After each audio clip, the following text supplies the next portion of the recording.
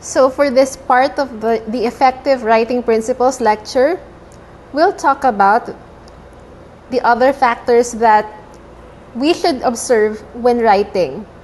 First is consistency, meaning sentences should be balanced and faithful.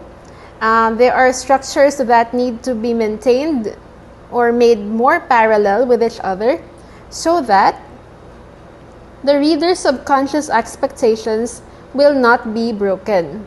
So, pagdating dito, sabi nga natin, consistency is, well, expected by the readers. So, pagka minsan na nakapag sabi tayo ng isang salita na parang ay off siya, so avoid those.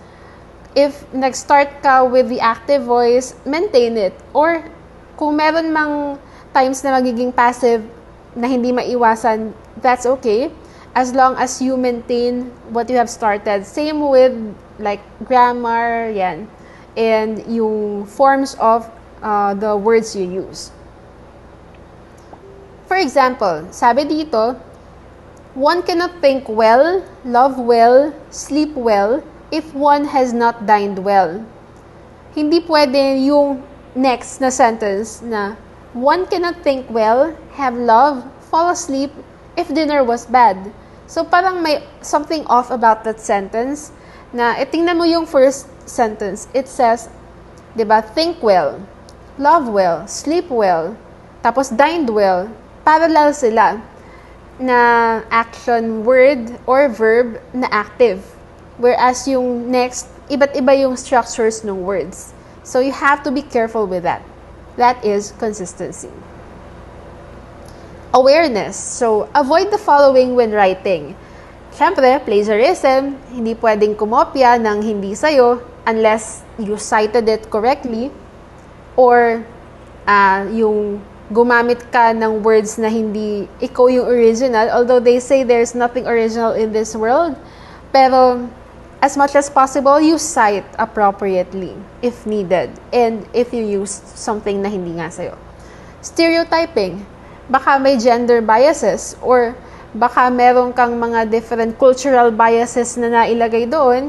Try to avoid them kasi mag-generalize ka or stereotype tapos yung pala, parang yung audience mo, na-feel nila na, ay bakit ganun? Na-perceive niya nung writer na ganun lahat. So yun, avoid that. Oversimplifying. So it's not also good kung sobrang inano mo naman, sinimplify na yung level pala ng tao na nagbabasa ay medyo mas advanced. So pwede naman pala na i-level mo siya doon. Again, depending on the audience. Yun. So generalizing, medyo related sila ng stereotyping. So when you generalize, parang lahat na lang ganun. So avoid that. Jumping to conclusions. It's not also nice to simply jump into conclusions when you hear the word or idea na hindi naman pala dapat i-generalize.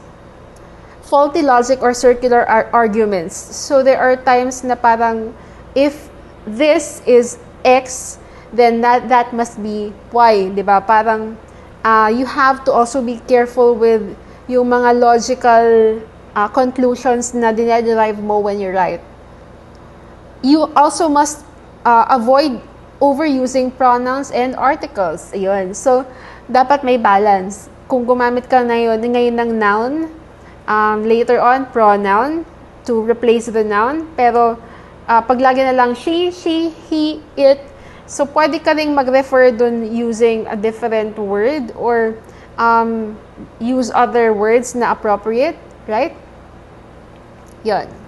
Conciseness. A while ago, we talked about being concise. So, just to emphasize this, yun, replace several vague words with more powerful and specific words.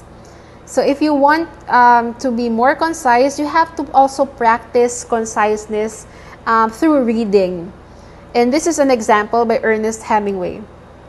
Sabi niya nga, what difference does it make if you live in a picturesque little outhouse surrounded by 300 feeble-minded goats and your faithful dog? The question is, can you write? So, parang ang haba pa, 'di ba? Parang medyo malalim yung ibig sabihin ni Hemingway dito. Pero the question is, can you write? Yun. Next. Interrogate every word in the sentence. So, yan yung isa pang tip for you to write more concisely. Check every word to make sure that each word is really important and unique to the sentence. Kung parang pabigat lang yung word na yun, ayan, you can delete or replace it with a more concise word. Yan. So, those are some tips for you to write more effectively. Now, I'll see you again soon in the next part.